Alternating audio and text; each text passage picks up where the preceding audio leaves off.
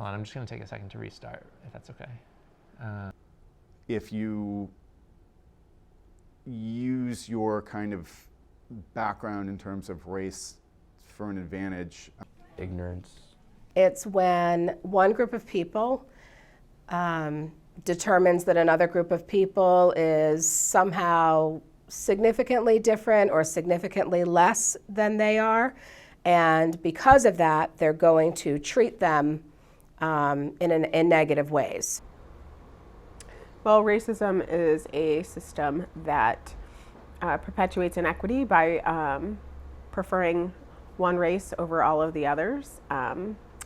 It can manifest in interpersonal relationships, but by and large, it is woven into the very fabric of our society so that people don't even realize that they're perpetuating that inequity, whether it's through government or funding or employment, any of that. Education is a big place.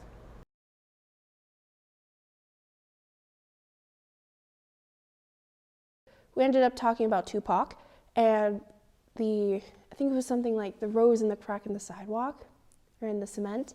And it was a rap, and she pulled me aside and she asked permission to play it because it had the N-word. It made the students feel like they could say the N-word. They felt like they now had permission to say it from the song since I gave the teacher permission. And then if you look curriculum-wise, it's atrocious. Vermont is absolutely horrible. The number of calls I've had, especially during Black History Month, Lord, it's just over, which means that I'm just about to start getting the calls from parents who are concerned about what just happened during Black History Month. I've had calls about parents who are concerned because their black child was made to lay on the floor with a bunch of white kids so that they could simulate what it's like to be on a slave ship. That was here in Vermont. That was recently. Forcing kids to write stories about why slavery was actually a good thing. This is the same teacher who forced kids to say the N-word in school. And again, I left Mill River because of it, because they wouldn't do anything. They didn't do anything to him. I was sitting there reading. They were like, "Oh yeah, Melaina, we love your hair. We want to touch it." I said, "No." And then they went to the teacher, and the teacher got angry, and she said, "Melaina, come here." So I sat there next to the teacher, and she had an even bigger group of girls come over and start touching me and petting my hair and playing with it. And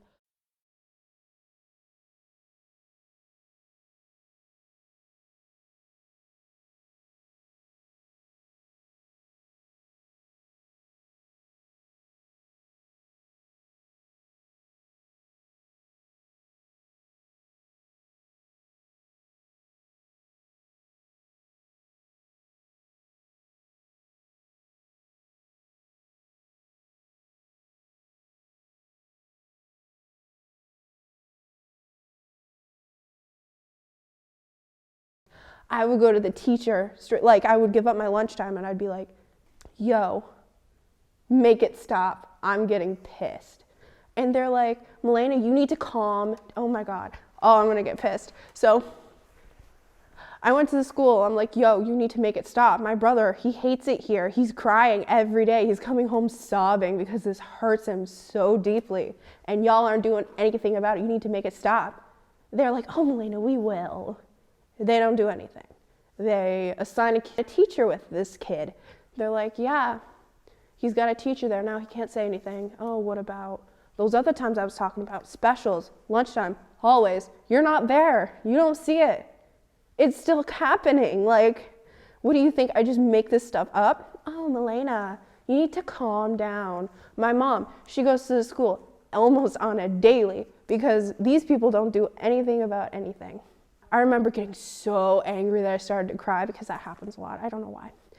And they pulled me out and they were like, "Melaina, you need to stop." And they got angry at me because I was angry that they weren't doing anything.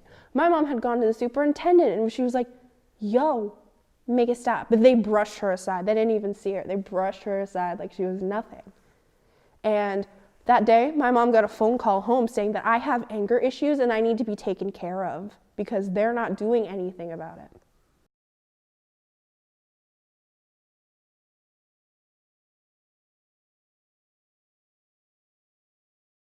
growing up here in Vermont, as you can attest, there really aren't a lot of people that look like me around me. And then you get the double whammy of not having the opportunity to learn anything about yourself or your history. You're not represented anywhere unless they're talking about slavery.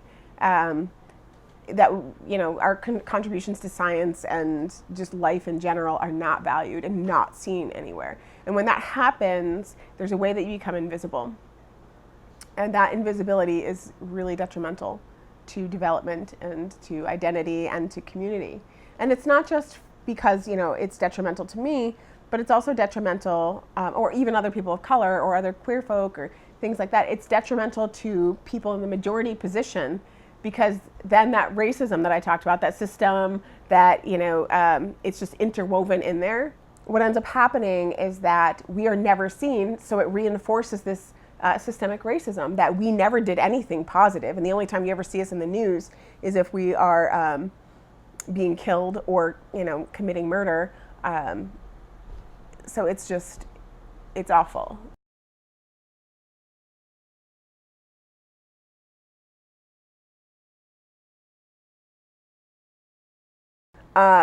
Same issue with general suspensions. Kids of color and people with IEPs are suspended at alarming rates compared to their white peers or their other abled peers. And so we have disparities across the system. And we know that when you suspend kids and expel kids, that they are more likely to go down to the prison pipeline. So that's the school to prison pipeline.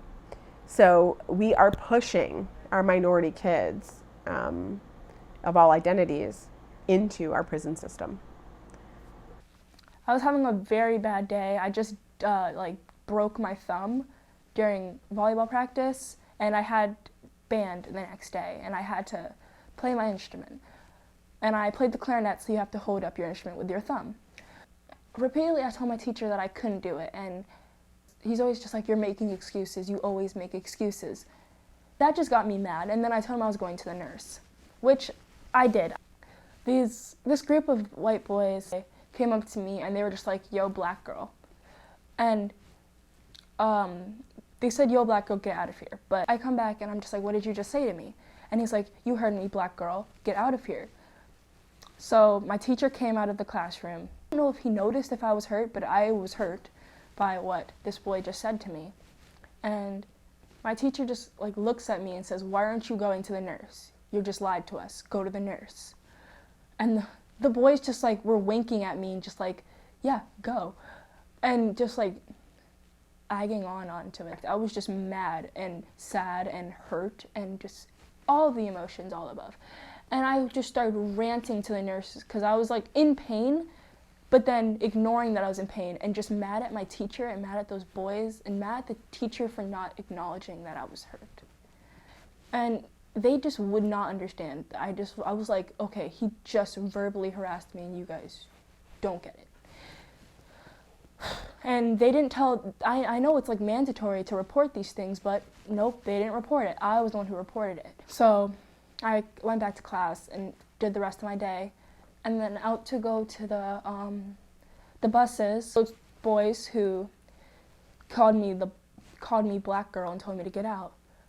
They just kept going. They're just like, black girl, why are you still here? Black girl this, black girl that. And I was heated. I was mad that the nurses didn't understand, mad that he called me black girl earlier, and mad that my teacher also did not acknowledge that I was hurt. And I pushed him. He pushed me back. And then I ripped his headphones out and I said, can you hear me now? Can you hear me? Are you still calling me black girl? Can you hear me? And then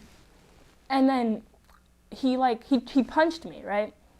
And so then I did not care. I went blind. I just blacked out and just kept hitting him and kept going off because I was just so mad.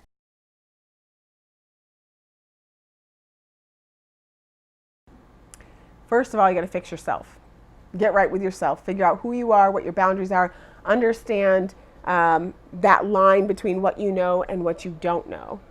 Understand, that you have blind spots. If I hear one more person say, I'm not racist, I'm going to lose my mind. You cannot, and this is where, you know, people are still evolving, all people, you cannot grow up in this society and not have racism affect your point of view, period.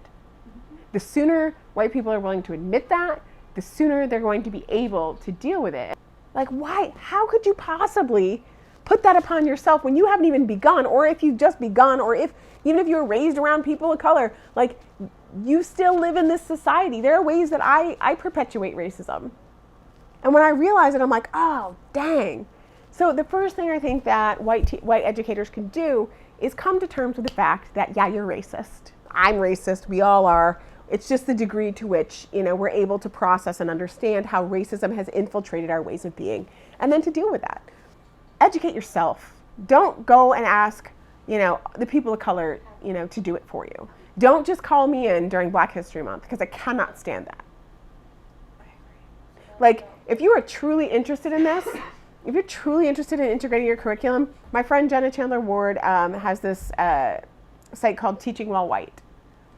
And she talks about all of these different concepts. Like, and realize it's a balance. It's a balance between not wanting to put the burden on the people in minority positions, but also wanting to uplift the voices. And that is a pain in the butt to navigate. And it's never going to be easy, and it's never going to be clear cut. And guess what?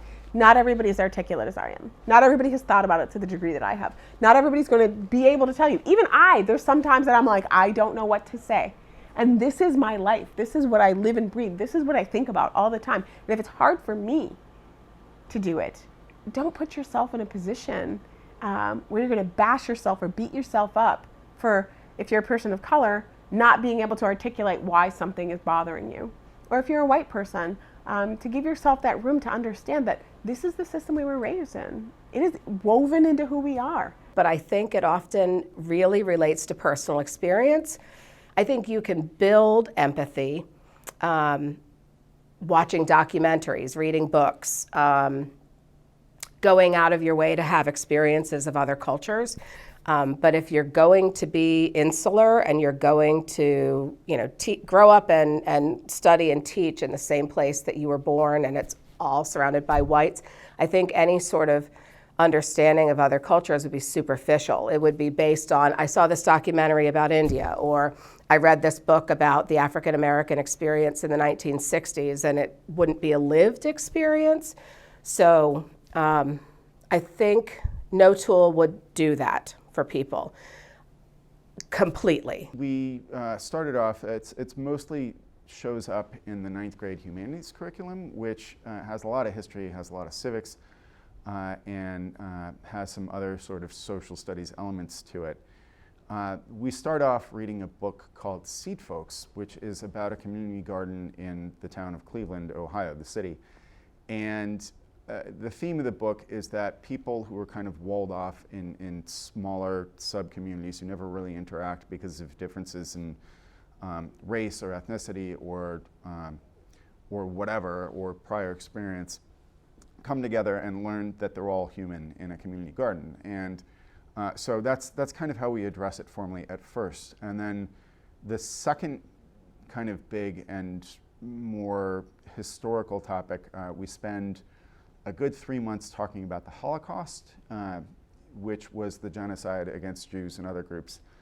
The purpose of the culture and community class is to have students develop the skills and dispositions of what it means to be a community member and what it means to contribute to your community in a positive way. And so that includes a cultural awareness dimension, and that's where sort of the concept and idea of race comes into it. And what we want at that point in time is for students to appreciate the nuances of identity and how people have different understandings and relationships to various elements of like identity, to give them a chance to reflect on themselves and their own identity.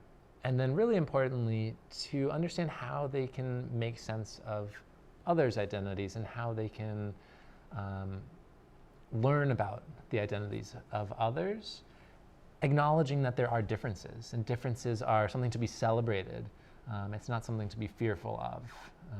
and everybody is unique in their own ways, and just developing that sense of appreciation for difference, whether it's racial difference, whether it's differences along other aspects of identity, whether it gets into more like cultural differences and such.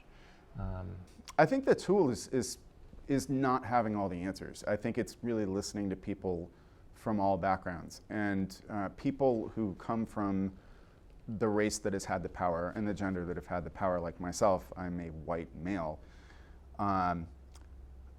Really the challenge is the willingness to just sit back and listen and validate other people's experiences. And that is something that actually I think as a school, institutionally, we're pretty good at. And it's one of the reasons I really like teaching at this high school and in this district. I had no idea what I was doing. And I think that that's one of the things that people often don't realize, is that you don't have to know what you're doing. You have to be committed. You have to be willing to go in, and you have to be willing to make mistakes, because there's no right answer. You know, I hear a lot of white people being like, oh, well, I don't want to make a mistake. I'm afraid I'm going to make a mistake and people are going to get mad at me. And I'm like, if you don't make mistakes, we are never going to get better. You have to be willing to get beyond your own ego and beyond your own hurt feelings, because that's the only way you're going to learn.